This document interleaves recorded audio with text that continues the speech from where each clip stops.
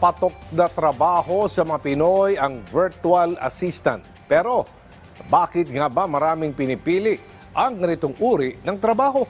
Magkano rin ang kinikita rito? Alamin natin sa ulat ni Benji Durango.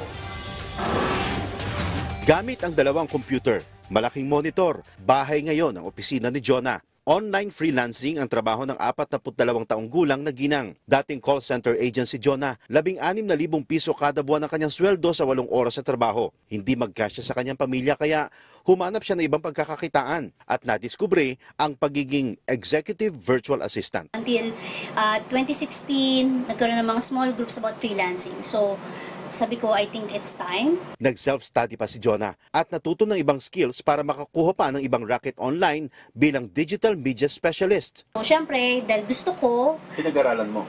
yes, as in nag-deep dive ako ng research. As in, wala akong ginawa. Everyday, pag uwi ko from shift, 4 o'clock nito na ako sa bahay, I spend 2 to 3 hours para lang mag-lurk sa mga groups, mag-take notes, magbasa sa mga discussions nila. Ang kita niya noon sa isang buwan, 1 linggo niya na lang ngayon, sobra pa. May sarili na siyang printing business at lagi pang kasama ang kanyang pamilya. Nagkaroon ako ng career growth na hindi ko na-experience sa corporate world. Kabilang siya sa tinatawag na gig economy o bahagi ng ekonomiya na service-oriented at karaniwang flexible, temporary at freelance.